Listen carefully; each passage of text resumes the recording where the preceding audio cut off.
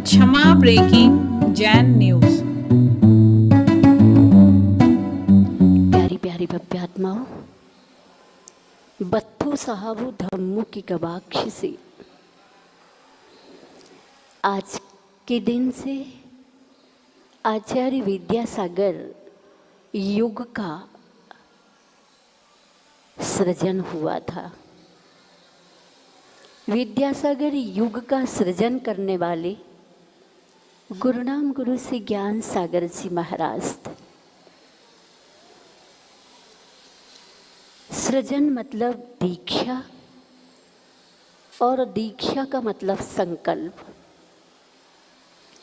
संकल्प 5 पापों के त्याग का।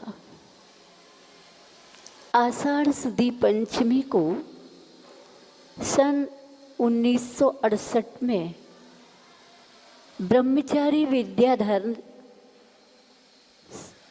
आचार्य मुनि विद्यासागर जी बन गए थे।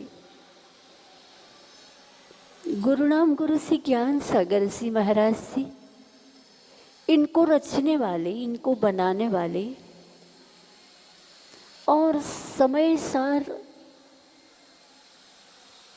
जैसे महान ग्रंथ को जीवंत ग्रंथ बनाने वाले, मूलाचार जैसे ग्रंथ को जीवंत मूलाचार में परिवर्तित करने वाली युग दृष्टा, युग सृष्टा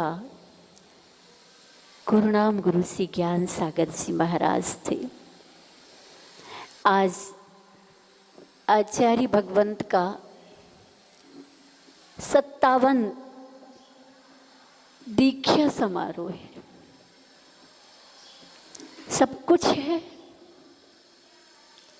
लेकिन सब कुछ नहीं भी है। जिसके लिए और जिसके द्वारा ये धरती फूल रही थी, फल रही थी, धरती में धर्म पल्लवित हो रहा था, वो आज कहीं भी नहीं है यहाँ। परंतु फिर भी हम कैसे भूल सकते हैं? हमें भूलना भी नहीं है। आज भी आचार्य श्री जी हर दिल में विचरण कर रहे हैं। किसी ने कहा है पत्थर कट सकता है, कागज फट सकता है, कागज पर लिखा नाम कट सकता है, पत्थर पर लिखा नाम कट सकता है, लेकिन जिसके हृदय में आचार्य श्री जी का नाम लिखा है वो किसी भी भाव में कभी भी नहीं मिट सकता है। वो ऐसे ही थे, वो ऐसे ही इस धरती में रहे। वो कभी किसी को बोझ नहीं बने, वो किसी को कभी भारी नहीं बने, बल्कि वो जहाँ भी विचरण करते थे वहाँ की धरती फलीभूत हो जाती थी। वह धरती प्रसन्नता से भर जाती थी। ऐसे परम पूज्य आचार्य भगवान आज हम सभी के लिए बड़े बाबा के दरबार में बहुत विशेष रूप से याद आ रहे हैं। वैसे तो 5 माह पूरे होने को है। आचार्य भगवंत हम सबको ऐसे छोड़ के चले गए, किसी को भी एहसास भी नहीं था। मुझे बहुत दृश्य याद आ रहा है कि जब राम को कैकेयी ने 14 वर्ष का वनवास दिया और राम जब अयोध्या छोड़ के जा रहे थे तो अयोध्या वासियों ने राम को रोकने की कोशिश की। राम नहीं रुके, उनके साथ साथ पहुँचे लोग। फिर वो कहीं पर सरयू तट के पास उन्होंने रात्रि व्यतीत की। और जब रात्रि व्यतीत की तो वो ब्रह्म मुहूर्त रात्रि को ही सबको सोता छोड़ करके चले गए। ऐसे ही आचार्य जी सबके दिल में वास करते थे, सबकी आंखों में विचरण करते थे, सबके मन में छाए थे। सब सोचते थे कि अब आचार्य जी का दीक्षा दिवस मनाने कहाँ जाएंगे, वहाँ जाएंगे। लेकिन आज हर किसी का मन कहाँ जाए, आचार्य जी को कहाँ खोजे, आचार्य जी हमें कहाँ मिलेंगे। हमने सोचा कि हमें बड़े बाबा के दरबार में आचार्य जी मिलेंगे, क्योंकि आचार्य जी के 25वें रजत महोत्सव पर हमें भी आचार्य जी के कर कमलों से पंच महाव्रत को धारण करने का सौभाग्य प्राप्त हुआ था। 32 वर्ष व्यतीत हुए। 32 वर्षों में एक बार भी ना आचार्य जी का सानिध्य मिला दीक्षा महोत्सव मनाने के लिए, ना ही बड़े बाबा का सानिध्य मिला था दीक्षा महोत्सव मनाने के लिए। आज 33वें वर्ष में प्रवेश करते समय बड़े बाबा तो मिले हैं, लेकिन आचार्य जी नहीं मिले। किसी ने कहा है आशाएं ऐसी हों जो मंजिल तक ले जाए, मंजिल ऐसी हो जो जीवन जीना सिखा दे, जीवन ऐसा हो जो संबंधों की कदर करे, और संबंध ऐसे हों जो याद करने के लिए मजबूर कर दें। गुरु और शिष्य के बीच में शिष्य का समर्पण, और यही एक ऐसा रिश्ता जो आज हम सभी को याद करने को आज ही नहीं, जब तक पुनः आचार्य जी ना मिल जाएं, सिद्ध शिला में तो मिलेंगे, वहाँ तक पहुँचने तक हमेशा हम सभी याद करते रहेंगे। आज यह बड़े बाबा का वैभव,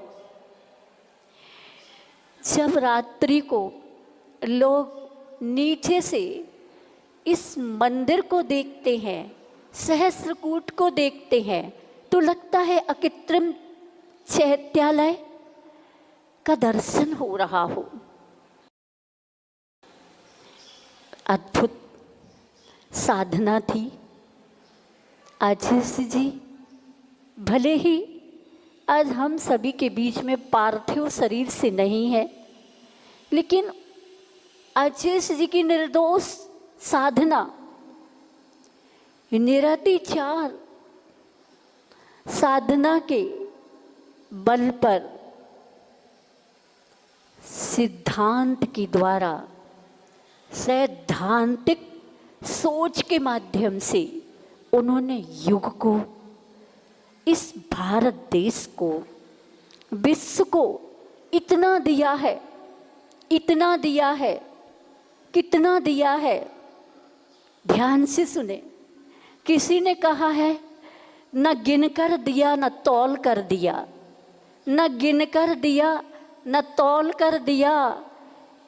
भारतवासियों सुनो, जैन समाज के लोगों सुनो, उन्होंने हर किसी को दिल खोल कर दिया, दिल खोल के दिया। उनकी देने में उनका अपना कोई स्वार्थ नहीं था, क्योंकि आगम स्वतः कहता है आचार्य जिन शासनोन्नति करा। आचार्य परमेष्टि जिन शासन की उन्नति को करने वाले होते हैं, उन्होंने इस भारत भूमि में आकर के, जब हमारा भारत, बहुत कम मुनि महाराज दिखाई देते भारत में, आचार्य जी ने मध्य प्रदेश की इस धरती पर राजस्थान की धरा को छोड़ के मध्य प्रदेश की धरती बुंदेलखंड की धरा पर उन्होंने साधना के कदम रखे। तो साधना के कदम रखते ही आचार्य भगवंत को चेतन और अचेतन का वैभव उनके चरणों में समर्पित हो गया। और वो ऐसे आचार्य भगवंत ने जिन शासन की महिमा को, अहिंसा को सबके दिलों में समाहित किया। जैन ही लोगों को नहीं, बल्कि जैनेतरों को। उनके प्रकल्प आगम से हट के नहीं है, उनके कार्य निर्दोष साधना के प्रतिफल हैं। और कभी उन्होंने ख्याति पूजा लाभ की चाह नहीं की है। आचार्य जी हर पल, कदम कदम पर शिष्याओं को सिद्धांत देते थे। आज हम जब बड़े बाबा के चरणों में ऊपर आ रहे थे तो रास्ते में हमारी आरिका अगाधमती माता जी ने बहुत अच्छी संस्मरण के रूप में बात बताई कि आचार्य श्री जी के साथ ब्रह्मचारिणी अवस्था में कुंडलपुर के बड़े बाबा के दर्शनार्थ नीचे उतर रहे थे। दर्शन करने के उपरांत ये हरियाली, हरा भरा पर्वत, पहाड़, वृक्षों से भरा ये पहाड़। आचार्य जी ने महाराजों से कहा, अच्छा ये बताओ यहाँ क्या क्या दिखाई दे रहा है। महाराजों ने कहा, वृक्ष दिखाई दे रहे हरे भरे, जिनालय दिखाई दे रहे हैं। आचार्य ने कहा, और भी कुछ दिख रहा है क्या तुम सबको? तब मुनि महाराजों ने कहा, आचार्य जी और तो कुछ नहीं दिखाई दे रहा है। तब आचार्य ने कहा, सुनो, ये चट्टानें, ये वृक्ष, सब कुछ अपन सब अनंत अनंत बार इसमें जन्म ले चुके हैं। आचार्य जी कभी आंखों को मनोरंजन करने वाला दृश्य नहीं देखते थे, हमेशा मनोभंजन सिद्धांत को देखते थे कि संसार में राग और द्वेष है। क्योंकि हम सबका कर्तव्य बनता है, आप सभी कुंडलपुर के बड़े बाबा के चरण सानिध्य में बैठे हुए हैं। हम बड़े बाबा से कहते हैं कि हमारे आचार्य जी को जैसे राम छोड़ करके चले गए थे अयोध्या वासियों को सोता हुआ, ऐसे ही आप हम सबको क्यों छोड़ के चले गए बड़े बाबा?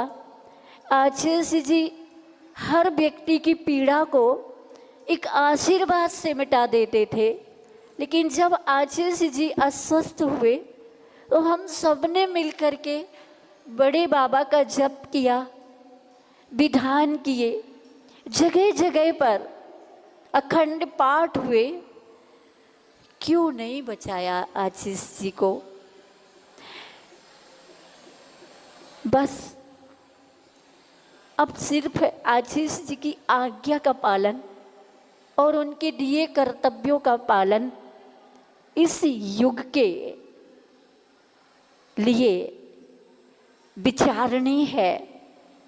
और एक एक इकाई आचार्य जी के जो भी प्रकल्प रहे अधूरे हों वो पूरे करें, और जिनको संकेत मिले हों वो पूर्ण करने के लिए कटिबद्ध हो जाएं। तब हम सभी के लिए एक ऐसा एहसास आशीष जी का होगा जिस एहसास में हमें आशीष जी के संकेत भी प्राप्त हो सकते हैं। कब तक, कहाँ तक कहूँ गुरु भगवान की महिमा का वर्णन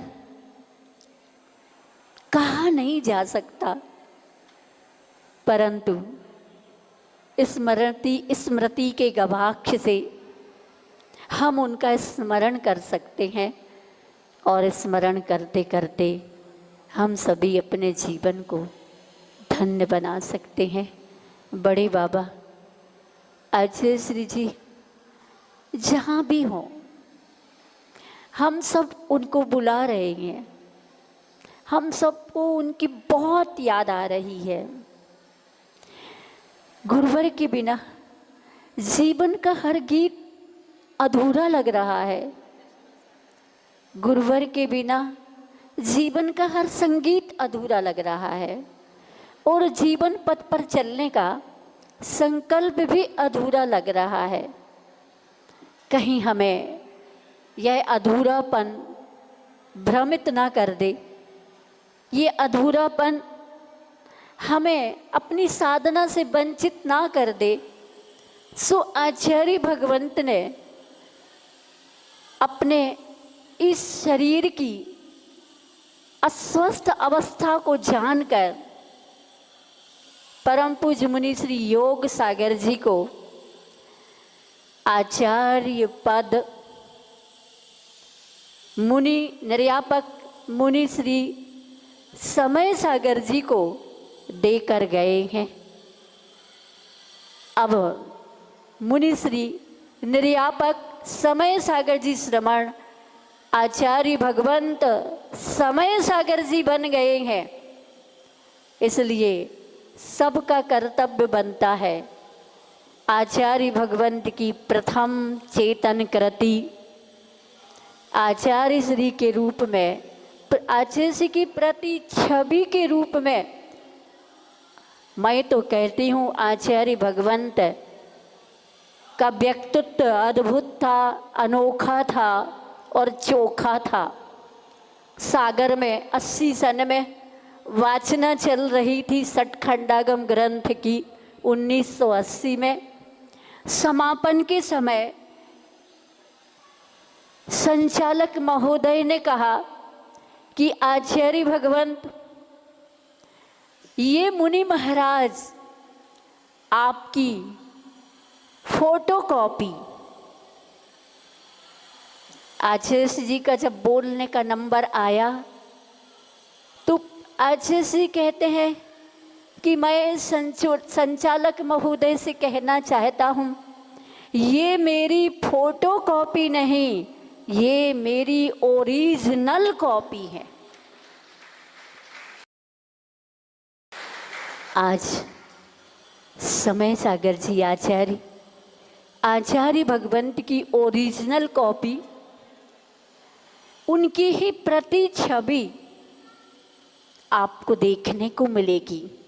आचार्य भगवंत लौकिकता से परे, मूलाचार चलते समय मूलाचार को और ठहरते समय समयसार ग्रंथ को जीवंत करते थे।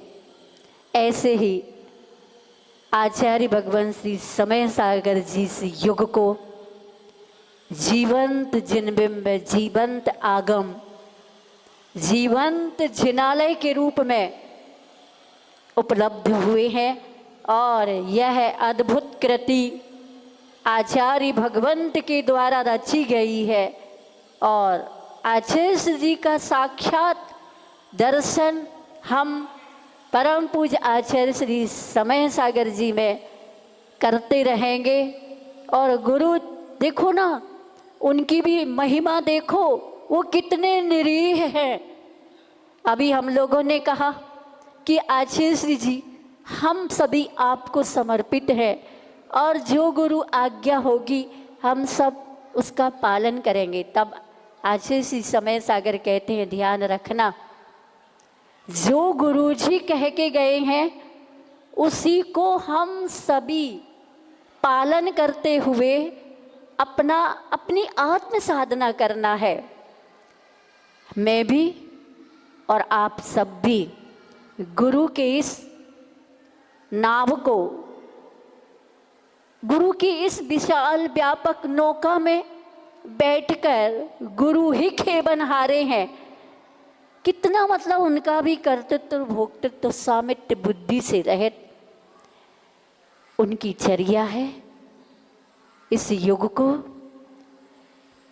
चर्या अगर जिनेंद्र भगवान की द्वारा कही हुई मूलाचार के अनुसार मिलती है तो हे भव्य जीवो, अष्ट पाहुड़ ग्रंथ का बोध पाहुड़ वह कहता है कि ऐसे सच्चे आचार्य गुरु मुनि मिल जाए तो हे भव्य जीवो अपना आत्म कल्याण कर लेना। सो आज के दिन हम 17 आरिकाओं को महाव्रत जैसे अद्भुत दिव्य व्रत प्राप्त हुए थे। आचार्य भगवंत से हम सभी की प्रार्थना है, आप हम सभी की चेतना में, मन में, वचन में और काय में साधना करने की अद्भुत ऊर्जा भरते रहें और अपना एहसास दिलाते रहें। कभी हम मार्ग से विचलित ना हो, हमें ऐसी ही सोच देते रहें। इसी भावना के साथ जिन्होंने 2 उपवास निर्जल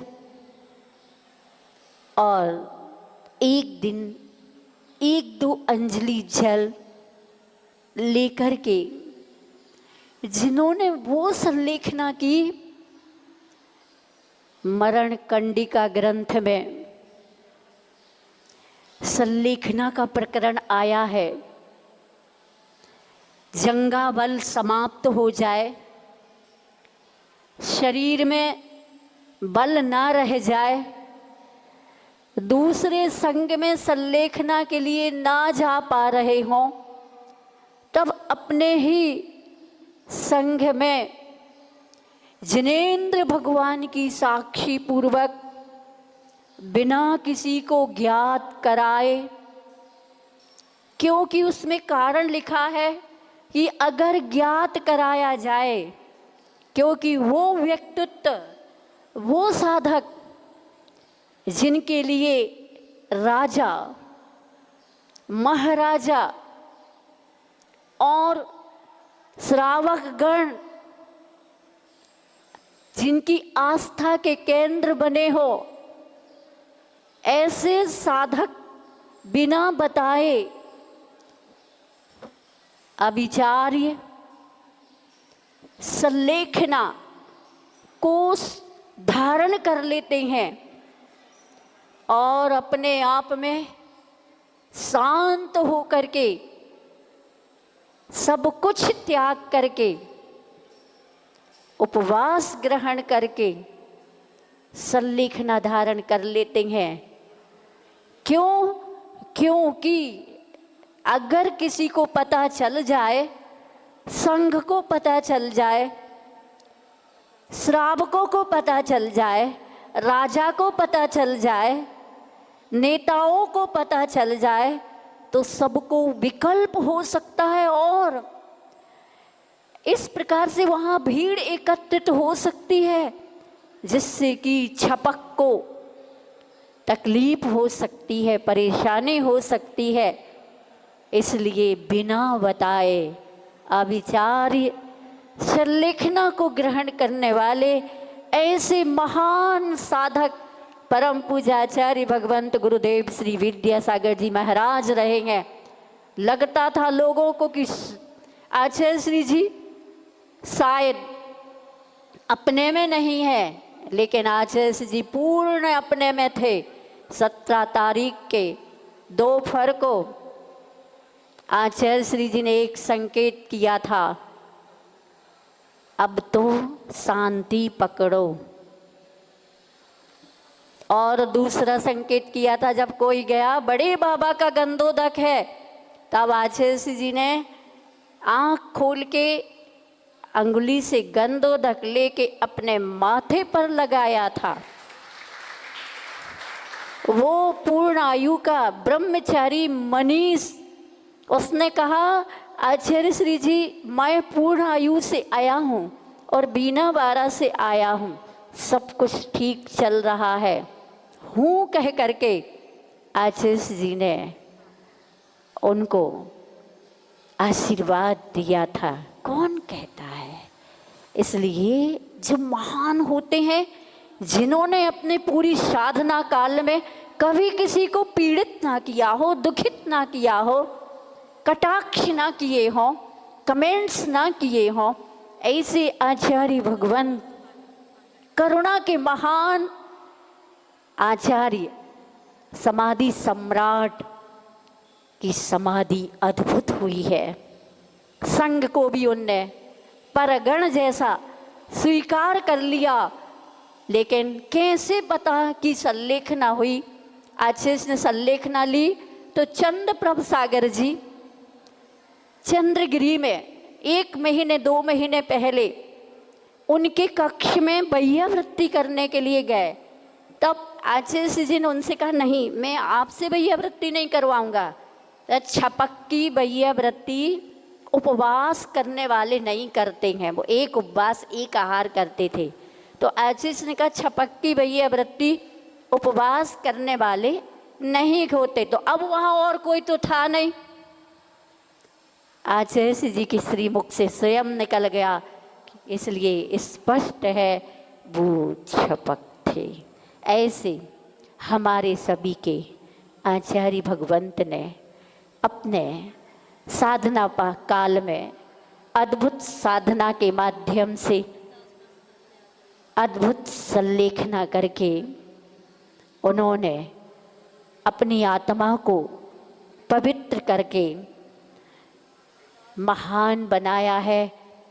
56 वर्ष तक, 57वां है ना, 56.5 वर्ष उन्होंने अपनी निष्प्रह, निरीह, निश्चल सत्य साधना को करके भेदभाव से अतीत, भेद विज्ञान के माध्यम से इस युग को बहुत कुछ नहीं सब कुछ दे के गए हैं। ऐसे आचार्य भगवंत के पवित्र पावन चरण कमलों में हम सभी अभिभूत हो करके श्रद्धा, भक्ति और समर्पण से श्रद्धा की अंजलि को के साथ अनंत अनंत नमन समर्पित करते हैं और संकल्प लेते हैं कि जो 5 पाप के त्याग का संकल्प हम सभी आरिकाओं को दिया है, हम सभी आरिकाएं आपके आज्ञा के अनुरूप चलकर अपना आत्म कल्याण करेंगे, इसी भावना के साथ।